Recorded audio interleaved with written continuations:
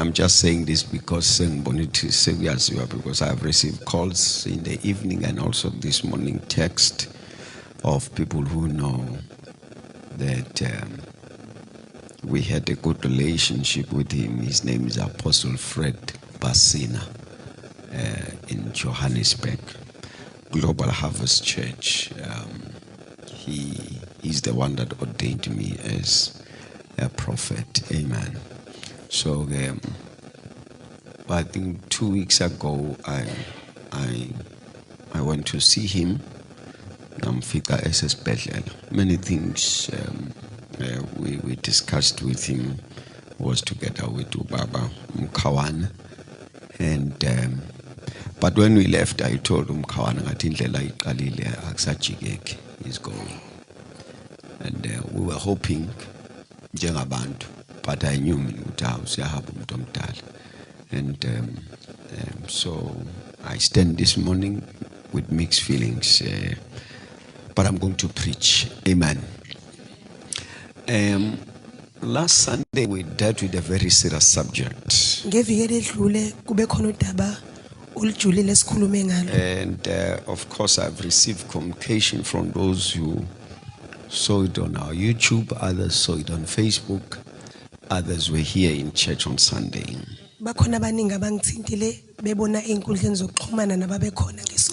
As I was dealing with the issue of the local church. And surely I wanted to conclude what we've been discussing the whole week, but I feel that class if I divert from the local church subject.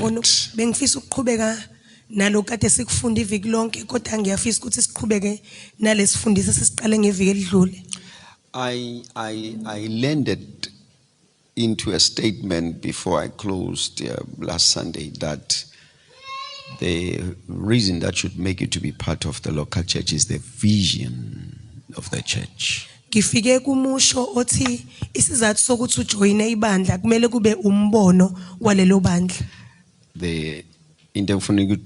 to be part of the church is the vision of the church. One thing that must pull you to being part of that local church,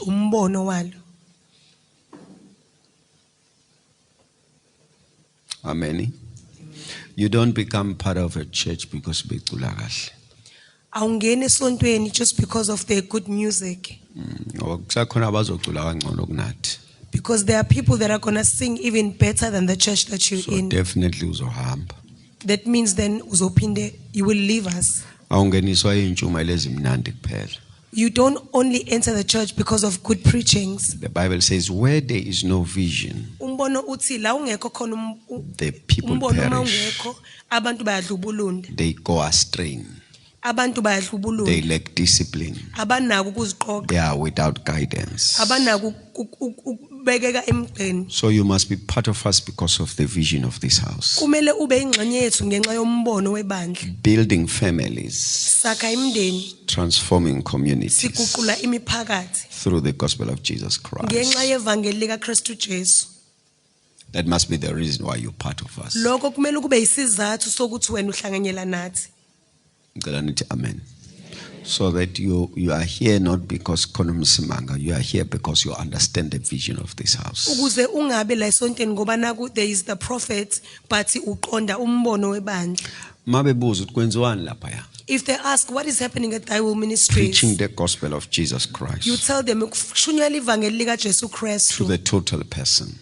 Building families, transforming communities. That's the mission.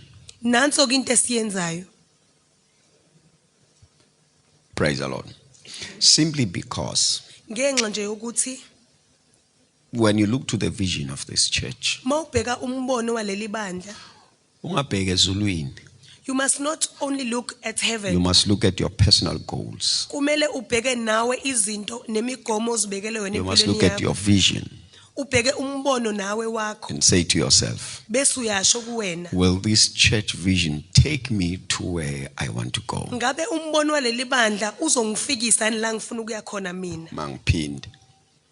You join the church because of the vision that the church has. ungena ebandleni ngenxa yombono ibandla elinawo. And then you look at the vision of the church through your personal vision or a goal. Bese ubheka umbono webandla. Makhawu, ithi ukudlala kancane ngoba khona ingane engibangisayo kanti isonto lami. Manje put some music a bit so that you are not disturbed. I'm saying you look at your personal vision, Ubheka umbono wakho, your personal goals, ubheke nezinto ofuna and ukuzenza say, wena. when I'm looking to this vision Mawubheke lo mbono of this church, waleli bandla, it will take me to where I'm going. uzongifikisa lo mbono la mina ngifuna ukuya khona. There is a lot. I'm saying, when you look to the vision of the church Mawubheka umbono webandla, and looking to your personal life, bese ubheka nempilo you yakho, look to the vision of the church ubheka umbono and webandla, look at your personal vision, bese ubheka umbono then you wakho, say to yourself, bese uthi kuwena, when I look to the statement of this vision of the church mangabe ngibheka umusho noma umbono waleli bandla, and also look at my life, bese ngibheke yami impilo uqobo, this vision will assist me to become what I'm believing God that I should be. lo mbono waleli bandla uzongisiza ungifikise la ngikholela khona uNkulunkulu ukuthi angifikise khona. Mangiphinde bazana bami, the very reason why you're here, it's because of the vision. Isizathu sokuthi ube la kungenxa yombono. You understand the vision of this house. Uyawuqonda umbono waleli bandla? You know, akudukeki, awudubi, awule namuntu, awubange namuntu, awuxabani namuntu. If the purpose of coming here, you were clear about it, that I'm here to serve this vision because it's going to serve me. You are not led astray. You don't fight with anyone. Nothing else matters if you know why you came to the church. You are able to deal with offenses, Uyakwazi nokubheka nezinto ezikhubanayo, with discouragements that you'll find, nezinto ezikhubayo endleleni, with different personalities and attitudes. nendlela abantu abayiyona, Because to you, vision is better than an individual. ngoba umbono ungcono kakhulu kunomuntu. Mangpinda, I'm saying, because of the vision of the church, Ngenxa yombono webandla, you are able to handle everything. uyakwazi ukuthi ubambe zonke izimo, Because you live with a conviction ngoba uphila nje uzitshelile for the suffering of this present time ukuthi ukuhlupheka kwalesikhashana cannot be compared to the glory that shall be angesikwazi revealed. ukukulinganisa nenkazimulo esazovela, Because the vision gives you the picture ngoba umbono ukunikeza of isithombe your final landing place. ukuthi wena uzothi qaqatha kephi. Amen, bazalwane bami. Amen. So I'm saying that is where we ended. And then the second thing I said to you again, though the church has the vision and the vision is clear, the vision statement is clear, the second thing you must check is their doctrinal stance on certain fundamental things of faith. Kumele kwesibili ubheke isifundiso sabo ezintweni ezimbalwa zokholo. Bathini ngensindiso? What are they saying about salvation? What is their definition of being born again? Bayichaza bayithini into Bathi yensindiso? usindiswa kanjani? How do you get saved? Bathi usindiswa uphila kanjani? How does a person who's saved live? Those are doctrinal fundamentals. Izinto ezimqoka ezisifundiso ekumele sizibheke. That it must be clear, because before you become part of the church, Kumele lezo zinto zicace ukuze kuthi ngaphambi kokuthi ube yilunga lebandla. you see, because you are becoming part of the church has a doctrine, and the doctrine will give you a uniform. Ngenxa yokuthi wena usuyilunga lalelo bandla isifundiso sokunika isembatho. Kukhona indlela ozophila ngayo. There is a certain way that you will live. You live shaped by the doctrine of the church you belong into. Uzophila wenziwe isifundiso sebandla. Mase kubona sibona isonto lakho. When we see you, we see your church. Ngicela nithi amen. Amen.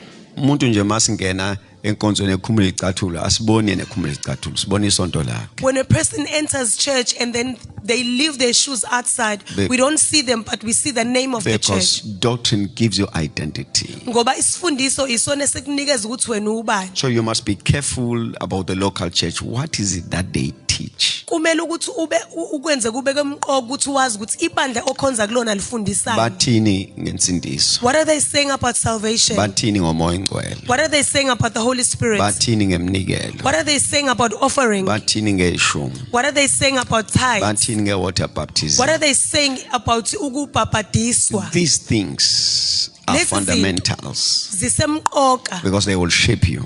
ngoba izona ezikunika ukuthi wena ubani. So when you become part of us, Mangabe wena usuyingxenye yethu, funa ube nesibindi sokusibuza ukuthi nimiphi la.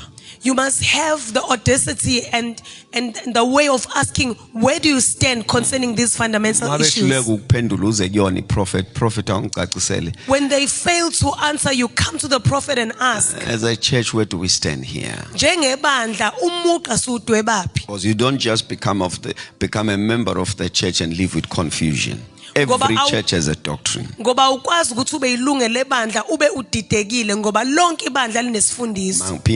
Every church has a doctrine. So you are part of this church so that you are buying to that doctrine. And again, I said, in the issues of doctrine, there are systems that every local church, every denomination has. That brings order to that gathering. But we are sensitive of the scriptures, that they have final authority. Every denomination, every ministry has a particular stance on their doctrinal, what you call. So I'm saying, in that way, in the way that they're doing things, we are careful that it does not overlap scriptures. Scriptures gives final authority. So whatever we practice in the local church, whatever systems that are established in the local church, we look at them according to the word of God. We will not hold on to a system that is against the saying of the word of God. So I'm saying, in whatever that the church is teaching, we check the scriptures, because they have final authority. Then I said to you, your local church is a place of discipleship. You are taught scriptures. You are taught spiritual life. You are taught lessons of life in general. Because we must be one. At the end of the day, and it is only scriptures that will assist us. Simply because that when you came and became part of the church, when you gave your life to Jesus Christ and became part of the church, you're coming from different experiences. Others are coming to Christ from different religions. Others, they come with their attitudes and behaviors. Now that you are a child of God and you belong into a local church, we must give you a pattern of living that is scriptural. It's a place where you are taught. I'm saying a local church is a place where you are taught. This is how you check your life, because the impact of the local church does not end in you inside the church.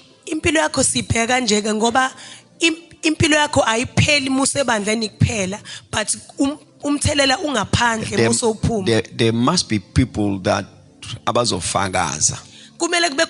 who must testify what something is changing about you on the basis of receiving a particular teaching that changes your life. So now I'm gonna just say 1, 2, 3, 4, 5, 6 things. And then I thought by now I will try and see what the local church is a place that should teach you accountability. It must teach you responsibility. You must learn commitment. You must learn doing things with excellence. Kumele ukwazi ukuthi izinto uzenze ngezinga You eliphezulu. must learn to work with others. Kumele ukwazi ukusebenzisana nabanye. It's a place where you are taught submission to one another and to authority. Kumele ukwazi ukuzithoba kithi komunye nomunye nakubaphathi. I'm going to repeat that one. I'm Ngizophinda. saying the local church Ibandla lasekhaya is a place where you are taught accountability. kumele ukwazi ukuthi uphendule ezintweni ozenzile. You are taught responsibility. Kumele ufundiswe indlela You are yokwenza taught commitment. futhi kumele ufundise You are ukuyibophezela. taught excellence. Ufundise ukwenza izinto ngezinga You are eliphezulu. taught to work with others. Ufundiswa nokusebenzisana nabanye. You are taught submission to one another and to authority. Ufundiswa ukuzithoba komunye nomunye nakubaphathi So bakho. the other words, when you are in a local church, it's all about the change of your life for better. Mawuse bandleni lasekhaya impilo yakhe iguqula ukuthi ibe yintsha ibe yinhle. Abazalwane bami nina you are very safe umsima umuntu esingamethemba.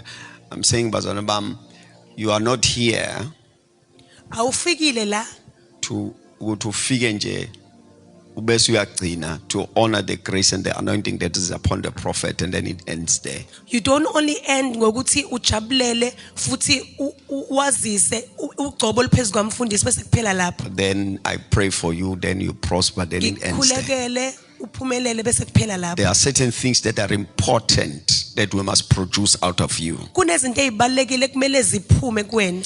After attending church, you must be able to work with others. Mawuqeda nje ukuba usenkonzweni kumele ukwazi ukusebenzisana nabanye. But I repeat that one. After attending church, Mangabe nje usenkonzweni local church, ebandleni you must be lasekhaya able to work with others kumele ufunde ukusebenzisana nabantu because you are taught how to handle one another. ngoba uyafundiswa ukuthi ukhuluma kanjani nabantu. Angangizwakalanga kahle. I'm saying in the local church is a place of teaching. You are being discipled. Enkonzweni uyafundiswa. Because siyawazi ukuthi usuke nomqondo wagogo wakho. Gogo wakho angithi wayithakathe. Uyaziwa nangakini. So lento iyakuhlupha wherever you show up ufuna sizwe ngawe. So when you come to a local church siyakutshela ukuthi no wacosho ku wrong nakho ku right. Local church is a place where you are taught to work with others. Ebandleni uyafundiswa ukusebenzisana nabanye. In a local church you are taught to work with others in a way that you are not in a competition. Ufundiswa ukusebenzisana nabanye ningaqophisani. Angasheshi ngidlule. You are taught to work with others. Nifundiswa ukusebenza nabantu And in working you are not in competition. futhi kulokho aniqophisani. You know, I as I grow up and in my years, I've noted that one of the things that eyenzakala in the local church is that you will find that ukusebenzisana abanye they are aiming for your failure while working with you. While working in the local church siyabona ukuthi when you are working with others they bafuna ukubona uhluleka kodwa besebenza nawe. Ngikholwa check emsebenzini wakho. Look at your workplace. You are given a responsibility, a position. Unikezwa into ekufanele uyenze And nezinga lithize. immediately even those who thought they were friends, Nalabo ozitshela ukuthi bayibangani bakho. bafake yonke effort to see you failing. They put every effort ukuthi bakubone ungaphumeleli. So in the local church, we teach you how to work with others Ebandleni lasekhaya sikufundisa ukuthi usebenzise nabanye in a way ungancintisani that no one is a threat to you. ukuze wonke ungaboni abantu beyinto ekufanele igudluzwe. Bazalwane mangikhuluma kuthiwa amen. Amen. I'm saying in a local church, we teach you to work with others because the impact of that uzoyibona emsebenzini, you'll be able to work with everyone. Lokho sokubona ukuthi at work uzokwazi ukuthi usebenze nawo wonke umuntu. At school, you'll be able to work with everyone. Nasesikoleni uyakwazi ukusebenza nawo wonke umuntu. I'm saying in the local church, we teach you to work with others. Ebandleni lasekhaya siyakufundisa This is ukusebenzisana how you will know nabanye. that your life is changing. Yila sobona ke khona ukuthi impilo yakhe iyaguquka. Ngoba wafika kuwena. When you came it was just about you. Uyabona unomona. You were selfish. Then you came to a local church, we we teach you scriptures, mangabe sesifike ebandleni sikufundisa imibhalo then you realize that this is not the way of working. This is bese not the way uyabona of ukuthi life. akuyona indlela yokusebenza akuyona indlela yokuphila. Yabona sukufaka imijove khiphe yonke impakamo yakini We nesibongo put sakho. injections that Nemfundo reject yakho nemali yakho nemonto yakho nomuzi wakho sikujove iphume yonke lento until you are able, so that when you come in umanage usele eminyango ungena umzalwane. Yabona CEO usele eminyango ungena umzalwane, usomabhizinisi usele eminyango kungena umzalwane, so that you are able to work with others. we put injections that rebuke every spirit of selfishness. It's a place where you are established Yila khona ugxiliswa khona in terms of ethics and morals. ekuziphatheni nangendlela ekwenziwa ngayo izinto. That's what we are here for Yilokho esikhonela for khona the ke change kulendawo of our lives, ukuthi impilo the iguqulwe change of our behaviors. nendlela owenza ngayo There must be iguqulwe. something different with us when we go out. Kumele kube khona into ezoshintsha ngayo uma uphuma Afuna enkonzweni. isiphume sijulukile nje We cannot just come out of church sweating only and then it ends there. bese kuphela No, lapho. when we leave this place, Masiphuma kule ndawo abantu bangathi no, there's something different about you, kumele abantu basho ukuthi khona into ehlukile ngawe because what is taught in the local church changes your life. ngoba lokho kufundiswa enkonzweni kuyayiguqula impilo. You are taught to work with others. Uyafundisa ukusebenzisana You nabanye. know, one of the challenges that I've seen emhlabeni Enye nje into eyinselele khona in the world is to think that what the Lord has given you ucabanga ukuthi lento uNkulunkulu akunikeze yona angeke asayinika umuntu. he will not give it to anybody Amadimoni else. lawo, amadimoni. That is so Ngiyakhuza demonic. kuse early. I rebuke that spirit early. Lento anginike yona ungasangayinika nombani. That which God has given you, he can still give it to anybody And else. futhi mase enika omunye When he gives it to another person, ayidablishe kunale kwena. he can just double it So more you than the must one learn, that you you have. must learn from now to work with others. Kumele ufunde manje ukusebenzisana nabanye. Amen. Ngizophinda ukugcina. I will repeat for the last The time. local church, it's a Ebandleni place where you are taught to work with others. yila ufundiswa khona ukusebenzisana nabantu. Ufuna ukuphume ushintshile. You must come out of church transformed. Ungathelwanga nje ngamafutha kuphela. Without even the anointing oil, you must be No, ufuna transformed. ukuphume ushintshile because the doctrine that you are receiving transforms your thinking. Ngoba isifundise kumele usithole, kumele siguqule impilo yakho. Romans, I think chapter 12 will say, ningafani nabalelizwe. Romans 12 says you Oh. must not be like the ones Do not from be the world. conformed to this world.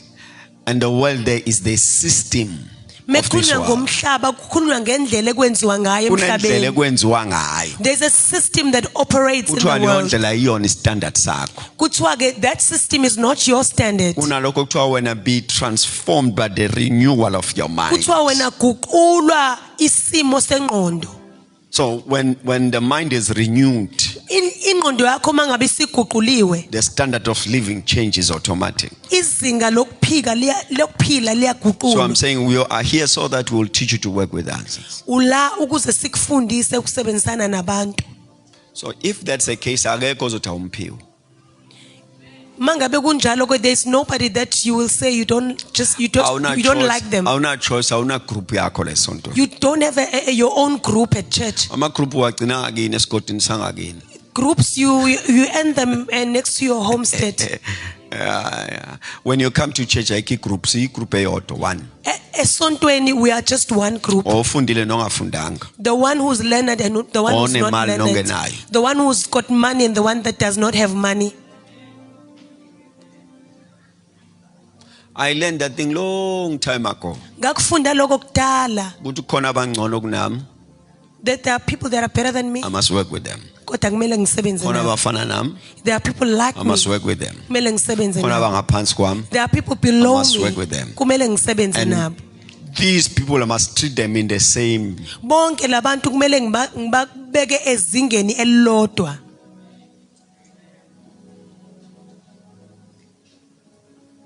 The local church will teach you to work with others. Ibandla lizokufundisa lokho. Nina nisebenza nani namabhizinisi ithatheni serious lento. People that are in workplaces, business people, you must take this You will serious. learn not to undermine anyone. Uzokwazi ukuthi ungabukeli phansi You will learn umuntu. to receive everyone. Uzokwazi ukwamkela wonke umuntu. You will learn not to fight anyone. Uzofunda ukuthi ungalwi namuntu.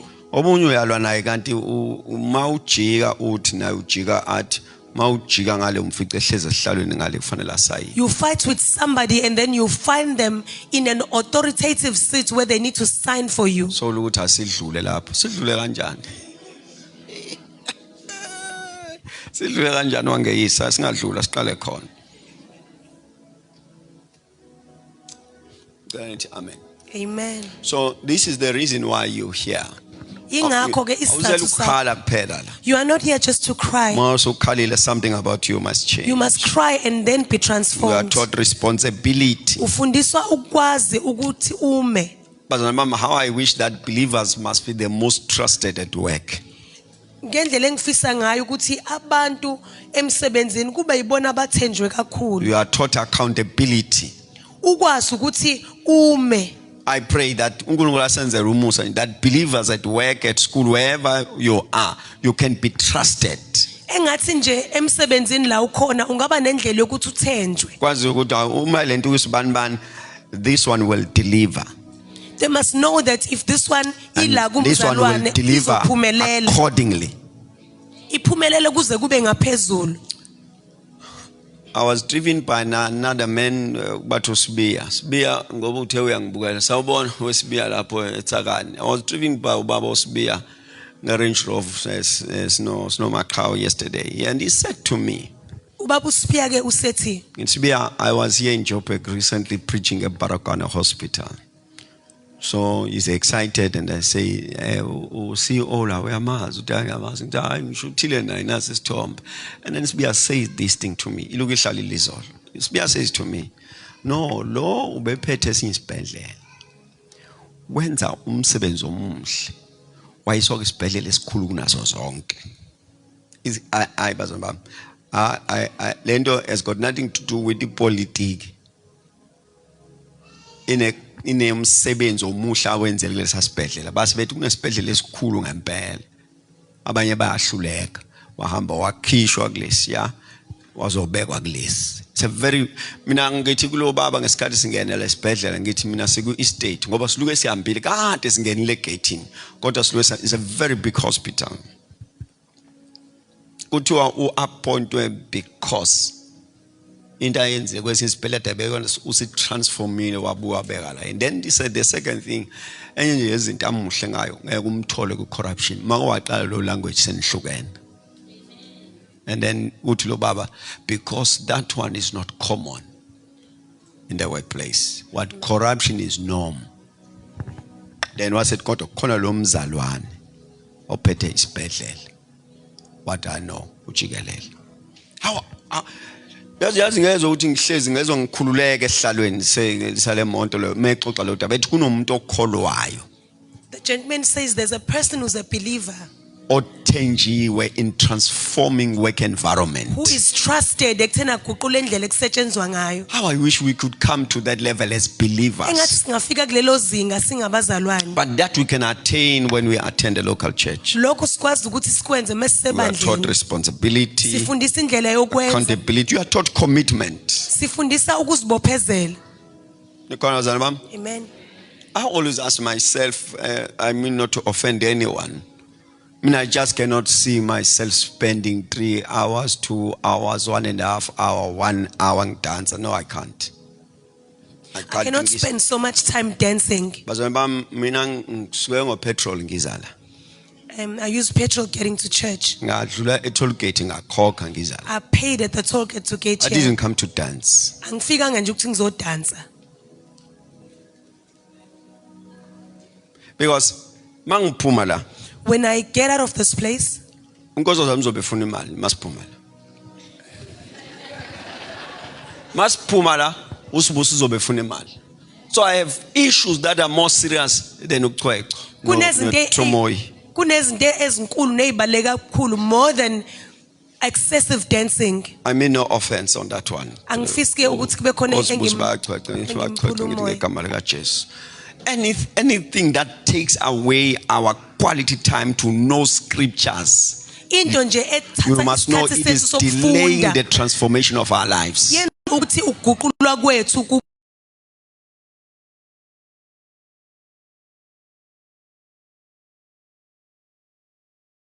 emva kwenkonzo nje kunomhlaba odinga impendulo. Khona abangangifuni. There are people that don't like me. Engibaziyo nengingabazi abangifuni. People that I know and people that I do not know that don't like me. Worse than that, khona abangithakathayo. There are people that are bewitching me. Engingabazi nengingabazi babhizi. People that I know that I don't know, they are busy cooking things and throwing things and saying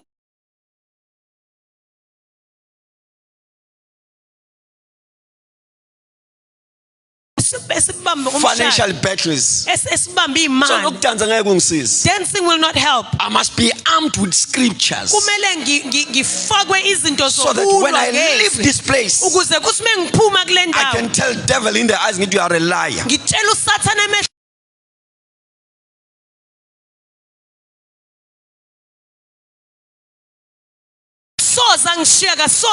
It's greater is he that is in me than the one that is in this world.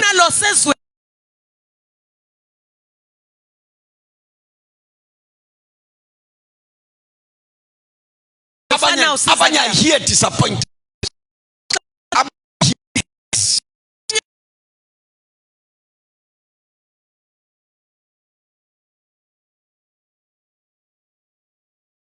There's a person who's there to make a serious decision about their lives. And the prayer And the praise that when I come to church, may the Lord give me a word. I cannot just dance excessively. I have nothing wrong about dancing. I have nothing wrong about it. It's a good thing. But it is not the thing that has made us to come here.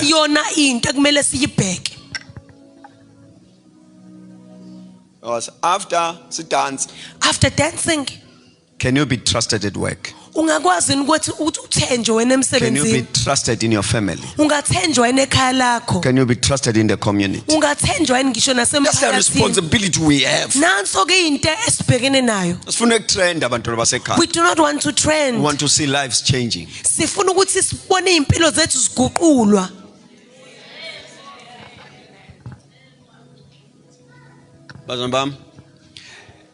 There's nothing normal with life. Life is a bet. Once you win this side, when you finish saying hallelujah, there's another battle that begins. Yeah. So when you come to a local church, you have come to be equipped. It's a place where you are taught excellence. There's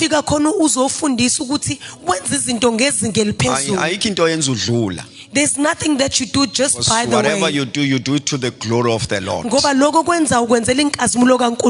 Imagine if you do at work the same way. At school the same way. In the community the same way. Do it as unto the Lord.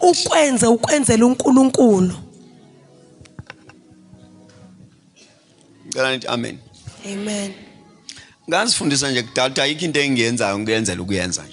I taught myself a long time ago that there's nothing that I just do for the sake of doing.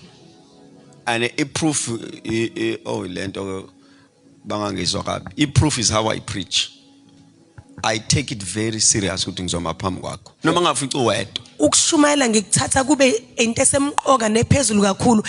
though I could be preaching to one person, I take it very serious.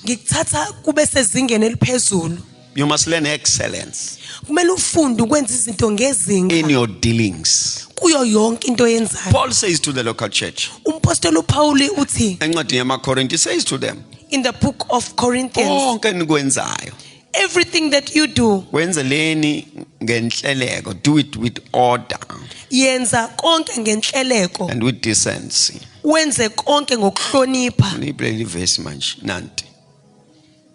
1 Corinthians chapter 14 verse 40. And I'm going to read, I don't know what translation is it. E.T. Do in order and decency. Let all things be done decently and in order. And then the NIV translation says, whatever you do,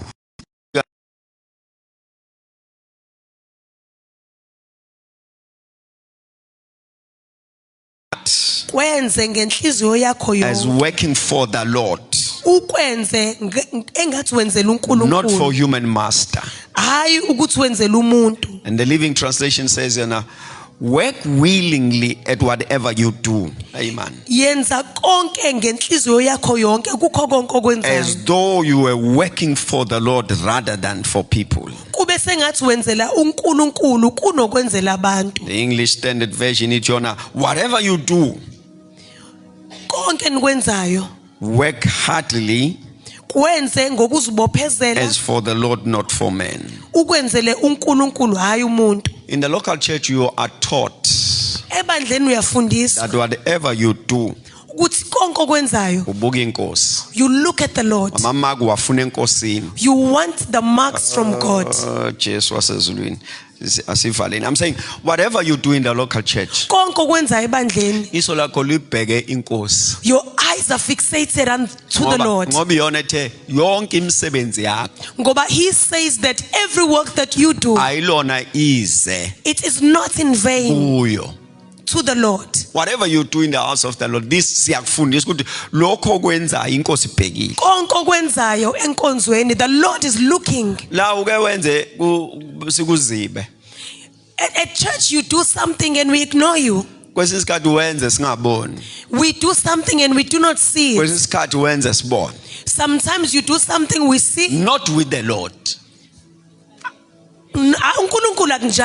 Not with the Lord.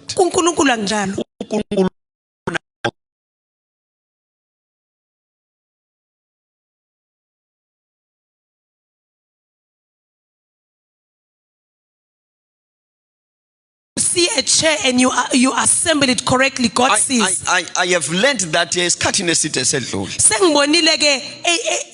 in years past that nothing should go wrong in my presence. This I learned from a local church. It's the attitude I have everywhere. I went to a funeral in Swenkile. I went to a funeral looking good. Prophet.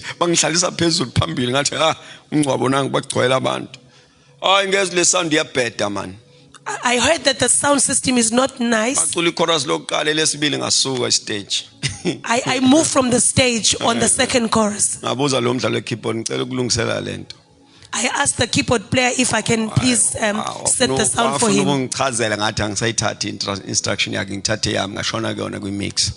I went to the mixer. I touched a few buttons.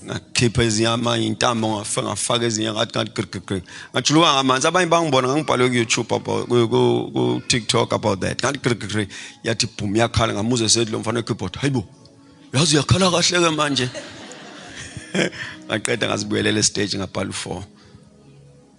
I've taught myself excellence. I've learned it from a local church. I learned it from a local church. Nothing should go wrong in my presence. Because we are in the presence whatever of the we Lord. do is unto the Lord. Everything Think when you are given a responsibility and you make that to be your standard. I'm going to do it as unto the Lord. Everything that I do, I want the glory to go to the Lord. When you come to a local church, we are teaching you those things. Accountability, responsibility, excellency, working with others. That you learn from the local church. And lastly, the local church is a place where you are taught submission. As you heard, I used the term submission to one another njoba nizwile ngithi sithobelane and to authority.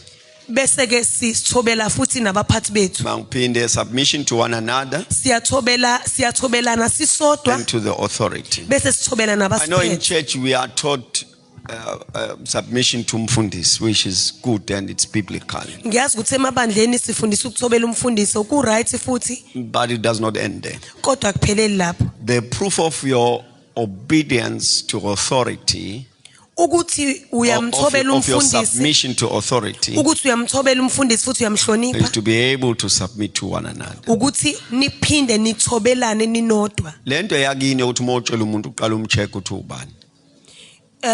Amadimoni akini. It's your homestead's demons that must first weigh a person.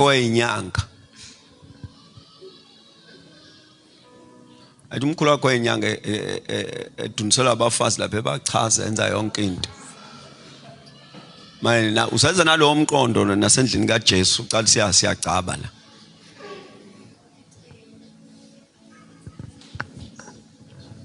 Manje ngiyakukhuza so usendlini kaJesu. I'm rebuking you. We are now in the house of the Lord. You must learn submission to one another. Kumele sithobelane sisonke. So njoba silana nje. As we are here, Listen to what Paul says in the Roman church. In the Roman lalela church. ukuthi umpostoli uthini kwabaseRome. Shayani sengathi abanye bakhulu kunani. Act as if the person next to you is greater than you. So mina nje mangena la, If I I have one enter, thing in my mind. iyodwa into esengqondweni yami. You came that I must serve you. Ngifikile ukuthi ngize ngikuseve. Ayikho nje into ethi bazongikhothamela There's nothing that says that people must bow to me. ayikho. There's nothing that says Mina people must mangena la bow. ngiyazi naba abantu that have a responsibility to serve When them. I enter this place, nginento ukuthi abantu laba bala kumele ngibaseve. You are more important to my life than myself. Nina nibaleka kakhulu empilweni yami kunami. Think if all of us have that attitude. Cabangani ke mangase sonke sibe nalo umqondo. Amen. I'm saying think if all of us have that attitude, I have come to serve. Cabangani nje mangabe sonke sifika nalo umqondo. As a worshiper, I've come to serve. As an intercessor, I've come to serve. As a car guide, I've come to serve. As an usher, I've come to serve. Think if all of us look at the river Jordan. Bheka nje umfuli Jordan. uJesu wehlikela ukuba baptizo uJohn. Jesus comes down that he might be baptized by John. Umefika because mayeza uJohn uqala wamkhomba wathi behold the lamb of God that taketh away the sins of the nation. John says ukuthi bheka iwundlu elisusa izono zabantu. uJesu wabamba idress eya empapatizweni. Then Jesus takes the cue to go and be baptized. Eventually his turn came. Mangabe sekufika elakhe game. Uye bamile noJohn. They are standing together with John. Nanku umbango. There is now a battle. Uthi uJohn umkhulu. John says that Angikwazi ukubhaptiza. John says Jesus is greater. I cannot baptize you. Umkhulu. Jesus says you are greater.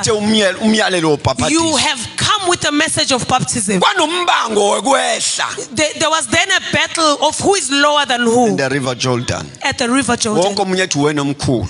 Omunye nomunye ethi wena omkhulu. Omunye ethi wena omkhulu. And the other one says you are greater. In the local church you are taught submission. Ebandleni sifundisa ukuthoba. To one another. Sithobela omunye nomunye. And also to the authority. Futhi bese sithobela abasiphethe. Lentshumayelo ngibona ukuthi yokuphele. This preaching will never end. We will continue next Sunday. So phinde siqhubeke ngeviki elandelayo. The local church is a place of discipleship. Ebandleni la sifundiswa khona. So when you come here, mangabe ufika ebandleni, come willing to learn. Kufanele ufike nengqondo yokufundiseka. Come willing to change. Ufunde nengqondo yokuguqulwa. Because lana bazali bami sinenhlanhla ukuthi umfundisi wethu umsimanga. Lana we don't fake anything. Kuleli bandla ayikho into la sizenzisa kuyona khona. We are very real. Sineqiniso kuleli bandla. Very real. Sineqiniso. So you came here that we equip you and that your life changes. Uzile ukuzofundiswa ukuze impilo yakhe iguqulwe. We want to receive testimonies. Sifisa ukuzwa ubufakazi From people who don't come here. kubantu abangakhonzi nathi, people that are working with you, abantu abasebenza nawe, people who stay with you, abantu abahlala nawe, people who you attend school with them. abantu enifunda nabo. Ibona ufuna basitshele. It is those people that must testify. I went to another place. Ngakwenye indawo, Wathi omunye umbhemu kumina. another person says, Usibanibani, ungibhekile lo usibanibani. Wathi usibanibani. that person, Lo baba wavela shinqaba wathi unimele kahle la. this person is representing you well. I think I said last Sunday. Abantu abasakuboni wedwa. People don't look at you as an individual. Babona wena nalesonto. They look at you and then they look at Thy Will Ministries. Whatever you do bakredita lesonto. Konke okwenza okuhle bakubhekise kule So sonto. come willing to learn, Fika ulangazelela ukufunda to be equipped. ukuthi wena And to wenze change. kahle uguqulwe. Let's stand. Asime ngeinyawo. The local church. I'm going to deal with this subject until it ends. I don't know how it's going to end, but something about us has to change. Kukhona kumele kuguqulwe empilweni yethu. Funa umuntu mehlangana nathi hayi yazi anifani nobani. There is another angiye ngathanda ukufaka amagama abantu kuyaphahlweka because of my age. There is another pastor's wife. Kukhona umama umfundisi. Waqashwa wayosebenza. She was employed. Lapho bekhona umunye pastor's wife. Kwaba khona omunye umamfundisi futhi kuleyo ndawo. I heard a comment. Ngezwe nje into ethize yashiwo. Abasebenzi. Mase kufike lo wesibili. When the second pastor's wife But came. it is now we understand. Bathi ke sesiyaqonda ke manje. Ukuthi yini unkosikazi kamfundisi? What is a pastor's wife? Kusho abasebenzi abahedeni. People that are not believers, Bathi ngoba lo because the other one, asiyekeni. I'm saying something about you has to change. kukhona into ekumele iguqulwe ngawe. Bese ingabonwa umoya, ibonwa abantu. It must not be seen by the spirit, but it must be People who seen do by not people. understand, who do not attend your church. Abantu abangeze esontweni lakho. People don't know anything about your church. Abantu But there's abangazi something ngesonto lakho. different about you. Kodwa babheke bathi khona into ehlukile ngawe. There's a place called the local church. Ibandla kumele You likwenze ube are njalo. equipped for the change of your life. Uyanikezwa izikhwepha zokuthi impilo yakho I'm iguqulwe. just painting to you bantwana basekhaya so that you understand what is the local church. Nginika nje isithombe sokuthi nazi ukuthi yindaba kumele ube sebandleni So lasekhaya. that you don't treat it as a social club or an event. Ungayi nje enkonzweni ukuyohlangana nabantu noma ukuyozijabulela It's nje. a place to be equipped, Ila kumele uguqulwe khona. to be empowered. Unikezwe izinto zokuphila ezinamandla, impilo yakho iguqulwe. From here you must leave, go out and be productive. Mangabe uphumela kumele ufike ngaphandle impilo yakho You must ikhiqize be izinto ezinhle. fruitful, you must prosper. Ube nezithelo ezinhle uphumelele. You must live well, you must live wrong. Uphume uphile impilo You enhle, must have uphile impilo high ende. standards of morals Uphile ngezinga eliphezulu lempilo. because you are coming from a local church. Ngoba uqhamuke ebandleni lasekhaya Thy Will Ministries. Asivala amehlo. Amen. May the grace of our Lord Jesus, the love of our Father, the fellowship of the Holy Spirit keep us in one accord until the day of Christ. Surely goodness and mercy shall follow us imihla yonke yokuphila kwethu aze abuye uKristu Jesu. Amen. God bless you. We love you. Nhambe kahle. We shall meet in Margate at 6 o'clock on Tuesday, and if not